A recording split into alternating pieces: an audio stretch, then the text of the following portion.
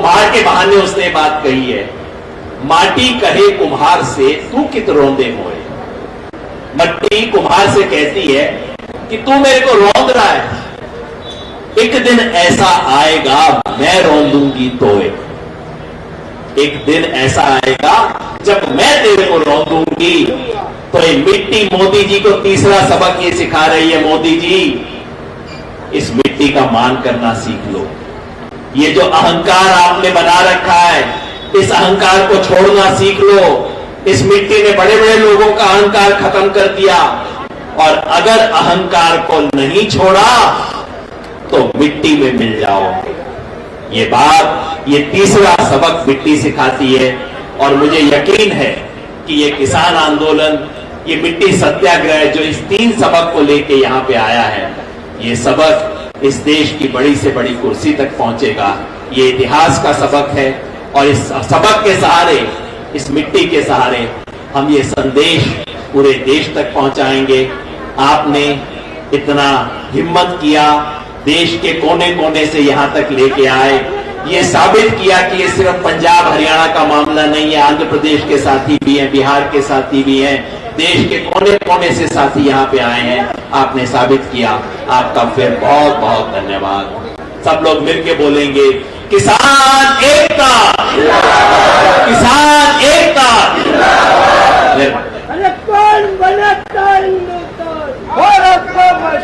बहुत बहुत शुक्रिया साथियों। हमारे बीच में छत्तीसगढ़ के साथी तेजराम विद्रोही जी छत्तीसगढ़ के कई सारे स्थानों की मिट्टी लेके आए हैं। सभी साथियों से अनुरोध है कि अपने स्थान पे खड़े हो जाएं। इनका जोरदार तालियां बजा करके सभी साथी स्वागत करें। तेजराम विद्रोही जी ने यहाँ पर अपना एक टेंट भी लगाया हुआ छत्तीसगढ़ के लोगों का। छोटा सा राज्य जो शायद नजर में नहीं आता होगा, लेकिन मैंने कहा कि नजर में ले आओ, इसलिए इनको पहचानिए। और तेजराम जी आपसे अनुरोध है कि जो कलश लाए हैं वो तो यहाँ पर रखवा दीजिए स्टेज के ऊपर, और आप स्टेज के ऊपर आ जाइए। फिर आप बताइएगा, यहाँ पर आप रखवा दीजिए और आप स्टेज के ऊपर आ जाएं। हमने फिरोज मिठी गोरवाला से जो बंबई के साथी हैं और सीए एनआरसी के अंदर बहुत सक्रिय रहे, हम भारत के लोगों का जो आंदोलन देश में चला उसमें बहुत सक्रिय है। मुझे याद आ रहा था जब योगेंद्र यादव जी मिट्टी की बात कर रहे थे, तो जब हमने समाजवादी विचार यात्रा निकाली, उसके नेता यहाँ अरुण श्रीवास्तव जी बैठे हुए हैं। उस समय जब हम कहीं भी जाते थे तो जो भी लोग मिलते थे वो हमसे एक ही बात करते थे कि हम इसी मिट्टी में पैदा हुए हैं और इसी मिट्टी में हमारा सुपर्दे खाक होने वाला है, और मोदी हमको भगाना चाहता है। हम इस देश को छोड़कर कहीं जाने वाले नहीं हैं। तो ये मिट्टी के अंदर पैदा हुए, मिट्टी में मिल जाना आए। धन्यवाद साथियों। ये मिट्टी सत्याग्रह यात्रा जो आज सिंगू बॉर्डर पर आई है, 7 राज्य के साथी 23 राज्यों की मिट्टी ये लेकर हम आपके पास आए हैं। ये किसान आंदोलन ने कुछ, इस मिट्टी ने कुछ सबक सिखाया है, मगर किसान आंदोलन ने कुछ चीजें सिद्ध कर दी इस देश में। पहली बात साथियों, ये आंदोलन हर एक कार्यकर्ता चला रहा है। हर कार्यकर्ता जो इस आंदोलन में सहभागी है वो स्पष्ट है अपने मुद्दों के साथ। ये आंदोलन इतना मजबूत है कि राजनीतिक दल एक साइड पे किनारे कर लिया आपने, मगर इस पूरे आंदोलन को संयुक्त किसान मोर्चा के अलग अलग घटक चला रहे हैं। आपने एजेंडा सेट कर दिया है, किसानों ने एजेंडा सेट कर दिया है, और उसी को लेकर ये पूरी लड़ाई लड़ी जा रही है। दूसरी बात साथियों, जिससे देश में बहुत नुकसान हुआ है, जो नफरत का खेल खेला गया है ये मोदी और उसकी गोदी मीडिया के माध्यम से, वो गोदी मीडिया की औकात आपने बता दी है साथियों। आपने बता दिया है कि ये गोदी मीडिया के साथ कैसे डील किया जाता है। जिस तरह का झूठ था आपके खिलाफ, आज ऐसी परिस्थिति बन गई कि आपने उनको रोक ही दिया कि इधर आओ ही मत, और आपने अपने चैनल शुरू कर दिए, चाहे वो ट्रॉली टाइम्स के माध्यम से हो या आपके यूट्यूब चैनल से हो। मगर ये गोदी मीडिया को जो घमंड उन पे आ गया था, वो घमंड को आपने सबक सिखा दिया है और वो मोदी मीडिया को आपने इसकी औकात बता दी। तीसरी बात साथियों, और ये बहुत अहम बात है, ये पूरा किसान आंदोलन की जड़ें हमारे आजादी के आंदोलन में और उसकी शहादतों में उसके रूट्स है। इतने डीप है ये रूट्स ये किसान आंदोलन के कि इसको मोदी जितना भी उनका अटैक रहा आप पे, उसका कुछ परिणाम वो निकाल नहीं पाए। और ये जो शहादतें थी भगत सिंह की, उधम सिंह की, हमारी यात्रा ये सब स्थानों पे गई, तो हम लोगों ने देखा एक जीता जागता पंजाब और हरियाणा, और वो देखा कि ये अगर किसानों का राज कभी भी आया और किसानों की सरकारें कभी आई तो किस प्रकार से पुलिस का रवैया और पूरा एक समाज कैसे बदल जाता है। एक जनता की सरकार, एक किसानों की सरकार अगर बन जाएगी ये आंदोलन के बाद, तो कुछ अलग किस्म का भारत हमें आगे दिखेगा। उसके साथ साथियों, जैसे मैंने कहा, ये बात, ये आजादी की हमारी लड़ाई की, ये और भी जरूरी है क्योंकि हम लोग जब गुजरात से गुजर रहे थे साथियों, तो उसमें हम लोगों ने देखा कि पूरी जो दांडी यात्रा का जो साबरमती आश्रम से दांडी तक की यात्रा का जो पूरा रूट है, वहां फोटो थे महात्मा गांधी, सुभाष चंद्र बोस, सुभाष चंद्र बोस, भगत सिंह के फोटो थे, मगर उसके साथ फोटो थे मोदी और रूपानी के।